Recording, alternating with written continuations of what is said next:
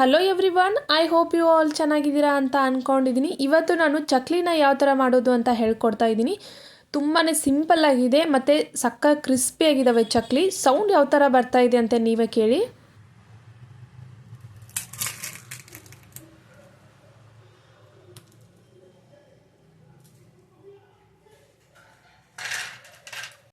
ಈ ಥರ ಕ್ರಿಸ್ಪಿಯಾಗಿರೋದು ಆಮೇಲೆ ಸ್ಪೈಸಿಯಾಗಿರೋದು ಈ ಚಳಿಗಾಲದಲ್ಲಿ ಆವಾಗವಾಗ ತಿನ್ಬೇಕು ಅನ್ನಿಸ್ತಾ ಇರತ್ತಲ್ವ. ಸೊ ಇವಾಗ ಮಾಡೋದು ಯಾವ ಥರ ಅಂತ ಕ್ವಿಕ್ಕಾಗಿ ಹೇಳ್ತೀನಿ, ಬನ್ನಿ ಯಾವ ಥರ ಮಾಡೋದು ಅಂತ. ನಾನಿಲ್ಲಿ ಒಂದು ಮಿಕ್ಸಿ ಜಾರ್ನ ತೊಗೊಂಡು 1 ಬೌಲಷ್ಟು ನಾನು ಪುಟಾಣಿನ ಹಾಕ್ಕೊಂಡಿದ್ದೀನಿ. ಪುಟಾಣಿನ ಕರೆಕ್ಟಾಗಿ 1 ಕಪ್ಪು ಯಾವುದಾದ್ರೂ ತೊಗೊಳ್ಳಿ, ನೀವು ಟೀ ಕಪ್ ಆದರೂ ಯಾವುದೇ ಒಂದು ಅಳತೆಗೆ ತೊಗೊಂಡು ಅದನ್ನು ಸ್ಮೂತಾಗಿ ಮಿಕ್ಸಿ ಮಾಡಿಕೊಂಡು ತೊಗೊಂಡು ಬಂದು ಒಂದು ಪಾತ್ರೆಗೆ ಹಾಕ್ಕೊಳ್ತಾ ಇದ್ದೀನಿ. ಇವಾಗ ಇದನ್ನು ಪಾತ್ರೆಗೆ ಹಾಕ್ಕೊಂಡಿದ್ದಾದಮೇಲೆ ಇದಕ್ಕೆ ಅದೇ ಕಪ್ಪಿಂದ ನಾವು 3 ಲೋಟದಷ್ಟು ಅಕ್ಕಿ ಹಿಟ್ಟನ್ನು ಹಾಕಬೇಕು. ಅದೇ ಏನು ಬೌಲಿಂದ ನಾನು ಪುಟಾಣಿನ ಅಳತೆ ಮಾಡ್ಕೊಂಡಿದ್ದೆಲ್ಲ ಅದೇ ಬೌಲಿಂದನೇ ನಾನು 3 ಬೌಲಷ್ಟು ಅಕ್ಕಿ ಹಿಟ್ಟನ್ನು ಹಾಕ್ಕೊಳ್ತಾ ಇದ್ದೀನಿ.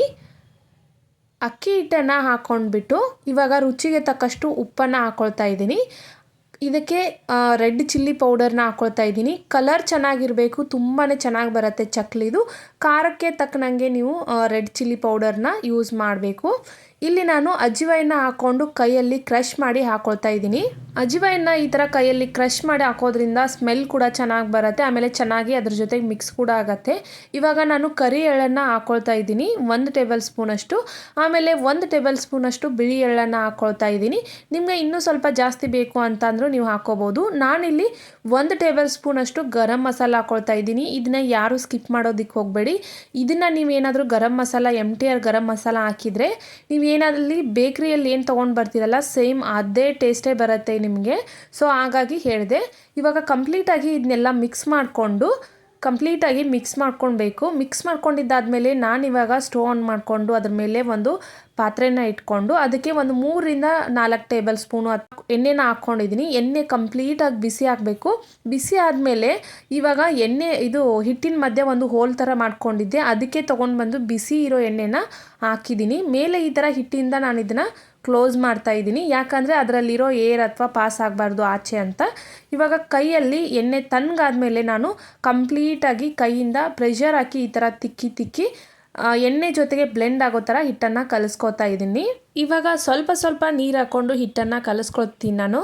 ನನ್ನ ವಿಡಿಯೋ ನಿಮ್ಗೆ ಇಷ್ಟ ಆದರೆ please like, share and subscribe ಮಾಡ್ಕೊಳ್ಳೋದನ್ನು ಮರೆಯೋದಕ್ಕೆ ಹೋಗಬೇಡಿ. ಸಬ್ಸ್ಕ್ರೈಬ್ ಮಾಡ್ಕೊಂಡಿಲ್ಲ ಅಂದರೆ ಪರವಾಗಿಲ್ಲ, ಅಟ್ಲೀಸ್ಟ್ ಒಂದು ಲೈಕ್ ಆದರೂ ಮಾಡಿ. ಇನ್ನೊಂದು 4 ಜನಕ್ಕೆ ನನ್ನ ವಿಡಿಯೋ ಶೇರ್ ಆಗುತ್ತೆ. ಹಾಗೆ ನಿಮ್ಮ ಸಪೋರ್ಟ್ ಮಾಡೋದಕ್ಕೆ, ಒಂದು ಲೈಕ್ ಕೊಡೋದಕ್ಕೆ ಏನೂ ದುಡ್ಡು ಕೊಡಬೇಕಾಗಿಲ್ಲ. ಸೊ ಹಾಗಾಗಿ ಕೇಳ್ತಾ ಇದ್ದೀನಿ, ಇದು ಒಂದು ರಿಕ್ವೆಸ್ಟ್ ಅಂತ ಅಂದ್ಕೊಳ್ಳಿ. ಇವಾಗ ಹಿಟ್ಟನ್ನು ಕಲಿಸ್ಕೊಂಡಿದ್ದಾದಮೇಲೆ ಇವಾಗ ಈ ಪಾತ್ರೆ ಚಿಕ್ಕದಾಗ್ತಾ ಇದೆ ಅಂತ ನನಗನ್ನಿಸ್ತಾ ಇದೆ. ಇವಾಗ ಗ್ಯಾಸ್ ಕಟ್ಟಿನ ಕ್ಲೀನ್ ಮಾಡಿಕೊಂಡು ಅದ್ರ ಮೇಲೇ ಮತ್ತೆ ನಾನು ಹಿಟ್ಟನ್ನು ಕಲಿಸ್ಕೊಳ್ತಾ ಇದ್ದೀನಿ. ತುಂಬ ಗಟ್ಟಿಯಾಗಿ ಅಲ್ಲ, ತುಂಬ ತೆಳುವಾಗಿನೂ ಅಲ್ಲ, ಆ ಥರ ಕಲಿಸ್ಕೊಳ್ತಾ ಇದ್ದೀನಿ. ಮೀಡಿಯಮ್ ಹದದಲ್ಲಿ ನಾನು ಹಿಟ್ಟನ್ನು ಕಲಿಸ್ಕೊಳ್ತಾ ಇದ್ದೀನಿ. ಅಕ್ಕಿ ಹಿಟ್ಟು ಯಾವ ಥರ ಇರಬೇಕಂದ್ರೆ ಫುಲ್ ಸ್ಮೂತಾಗಿರಬೇಕು. ಅಕ್ಕಿ ಹಿಟ್ಟು ತರಿಯಾಗಿರಬಾರ್ದು. ತರಿಯಾಗಿದ್ದರೆ ಚಕ್ಲಿ ಚೆನ್ನಾಗಿ ಬರಲ್ಲ. ಕೆಲವೊಂದು ಸಾರಿ ಚಕ್ಲಿ ಬ್ರೇಕ್ ಆಗೋ ಚಾನ್ಸಸ್ ಇರುತ್ತೆ. ಇವಾಗ ಫುಲ್ಲಾಗಿ ಕಲಿಸ್ಕೊಂಡು ಇಟ್ಕೊಂಡಿದ್ದಾದಮೇಲೆ ಚಕ್ಲಿ ಮಣಿನ ತೊಗೊಂಡು ಸ್ವಲ್ಪ ಎಣ್ಣೆನ ಹಚ್ಕೊಳ್ತಾ ಇದ್ದೀನಿ ಒಳಗಡೆ. ಇವಾಗ ಇದಕ್ಕೆ ಕಂಪ್ಲೀಟಾಗಿ ಎಣ್ಣೆನ ಹಚ್ಕೊಂಡಿದ್ದಾದಮೇಲೆ ನಮಗೆ ಎಷ್ಟು ಹಿಟ್ಟು ಬೇಕಲ್ಲ ಅಷ್ಟು ಹಿಟ್ಟನ್ನು ತೊಗೊಂಡು ಇದ್ರ ಒಳಗಡೆ ನಾನು ಫಿಲ್ ಮಾಡಿಬಿಟ್ಟು ಲಾಕ್ ಮಾಡ್ಕೊತೀನಿ. ನಾನಿವಾಗ ಸಿಲಿಕಾನ್ ಪೇಪರ್ ಮೇಲೆ ಚಕ್ಲಿನ ಹಾಕ್ಕೊಳ್ತಾ ಇದ್ದೀನಿ. ಏನಕ್ಕೆ ಈ ಥರ ಪೇಪರ್ ಮೇಲೇ ಹಾಕ್ಕೊಳ್ಬೇಕು ಅಂತ ಅಂದರೆ ಅದರಲ್ಲಿ ಈಸಿಯಾಗಿ ನಾವು ಫೋಲ್ಡ್ ಮಾಡಿ ಚಕ್ಲಿನ ಎತ್ಕೊಳ್ಬೋದು. ನೀವು ಪ್ಲೇಟಲ್ಲೆಲ್ಲ ಅಥವಾ ಒಂದು ಇದ್ರ ಮೇಲೆಲ್ಲ ಗಟ್ಟಿಯಾಗಿರೋದ್ರ ಮೇಲೆ ಹಾಕ್ಕೊಂಡ್ರೆ ಏನಾಗತ್ತಂದರೆ ಅದನ್ನು ಚಕ್ಲಿನ ತೊಗೊಳಕ್ಕಾಗಲ್ಲ ಈಸಿಯಾಗಿ. ಸೊ ಹಾಗಾಗಿ ನಾನು ಇದೇ ಪೇಪರ್ ಮೇಲೆ ಎಲ್ಲನೂ ಚಕ್ಲಿ ಹಾಕ್ಕೊಂಡು ಇವಾಗ ಎಣ್ಣೆ ಕಾಯೋದಕ್ಕೆ ಇಟ್ಟಿದ್ದೀನಿ ನಾನು ಲೋ ಫ್ಲೇಮಲ್ಲಿ. ಈ ಥರ ಆರಾಮಾಗಿ ಚಕ್ಲಿನ ಎತ್ಕೊಳ್ಬೋದು ಪೇಪರ್ ಮೇಲೆ ಹಾಕಿದರೆ. ಸೊ ಹಾಗಾಗಿ ನಾನು ಈ ಪೇಪರ್ ಮೇಲೆ ಹಾಕಿದ್ದೀನಿ. ಇವಾಗ ಎಣ್ಣೆ ಕಾಯೋದಕ್ಕಂತ ಇಟ್ಟಿದ್ದೆ, ನೋಡ್ತಾ ಇದ್ದೀನಿ ಎಣ್ಣೆ ಕಾದಿದೆನಾ ಅಂತ. ಕಂಪ್ಲೀಟಾಗಿ ಎಣ್ಣೆ ಕಾದಿದ್ದಾದಮೇಲೆ ನಾನು ಚಕ್ಲಿನ ಇದಕ್ಕೆ ಹಾಕ್ಕೊಳ್ತಾ ಇದ್ದೀನಿ. ಇವಾಗ ನೋಡ್ಬೋದು ಎಷ್ಟು ಅಂದರೆ ಎಣ್ಣೆ ಕಾದ್ಮೇಲೆ ಹಾಕಬೇಕು. ನೀವು ಎಣ್ಣೆ ಕಾಯೋಕ್ಕಿಂತ ಮುಂಚೆ ಯಾವುದೇ ಕಾರಣಕ್ಕೂ ಚಕ್ಲಿನ ಹಾಕಬಾರ್ದು. ಹಾಗೆ ಮೀಡಿಯಮ್ ಫ್ಲೇಮಲ್ಲೇ ಇರಬೇಕು ಯಾವಾಗಲೂ ಚಕ್ಲಿ ಮಾಡ್ಕೋಬೇಕಾದ್ರೆ. ತುಂಬ ಹೈ ಫ್ಲೇಮಲ್ಲಿ ಇಟ್ಕೊಂಡ್ರೆ ಚಕ್ಲಿ ಸೀದೋಗುತ್ತೆ, ಮಧ್ಯಾಹ್ನ ಮತ್ತು ಬೆಂದಿರೋದಿಲ್ಲ, ಸರಿಯಾಗಿ ಫ್ರೈ ಆಗಿರೋದಿಲ್ಲ. ಸೊ ಹಾಗಾಗಿ ಮೀಡಿಯಮ್ ಫ್ಲೇಮಲ್ಲಿ ಇಟ್ಕೊಂಡು ಫ್ರೈ ಮಾಡ್ಕೋಬೇಕು. ನೋಡ್ಬೋದು ನೀವು ಎಷ್ಟೊಂದು ಬಬಲ್ಸ್ ಬರ್ತಾ ಇದೆ. ಇವಾಗ ಈ ಟೈಮಲ್ಲಿ ನೀವು ಯಾವುದೇ ಕಾರಣಕ್ಕೂ ಸ್ಪೂನ್ ಅಥವಾ ಏನೂ ಇದರಲ್ಲಿ ಹಾಕಬಾರ್ದು, ಯಾಕಂದರೆ ತುಂಬ ಸಾಫ್ಟಾಗಿರುತ್ತೆ ಹಿಟ್ಟು. ಅದು ಇನ್ನೂ ಬೆಂದಿದೆ ಅಂತ ಗೊತ್ತಾಗಬೇಕು ಅಂತ ಅಂದರೆ ನೀವು ಈ ಬಬಲ್ಸ್ ಎಲ್ಲ ಸ್ವಲ್ಪ ಕಡಿಮೆ ಆಗಬೇಕು. ಸ್ವಲ್ಪ ಅಂದ್ರೆ ಒಂದು 70% ಕಡಿಮೆ ಆಗಬೇಕು. ಕಡಿಮೆ ಆದಮೇಲೆ ನೀವು ಒಂದು ಸ್ಪೂನ್ನ ಅಥವಾ ಒಂದು ಏನು ಟರ್ನ್ ಮಾಡೋಕ್ಕೆ ಏನು ತೊಗೊತೀರಲ್ಲ, ಕೈ ಹಾಕ್ಕೊಂಡು ಈ ಥರ ನೋಡ್ಕೋಬೋದು. ಇವಾಗ ಗಟ್ಟಿ ಆಗಿದೆ ಅಂತ ಗೊತ್ತಾಗೋದಕ್ಕೆ ನಾನು ನಿಮಗೆ ತೋರಿಸಿದೆ ಜಸ್ಟ್ ಆ ಥರ. ಇವಾಗ ಗಟ್ಟಿಯಾಗಿದೆ, ಇದನ್ನು ಟರ್ನ್ ಮಾಡ್ಕೊಳ್ತಾ ಇದ್ದೀನಿ ನಾನು.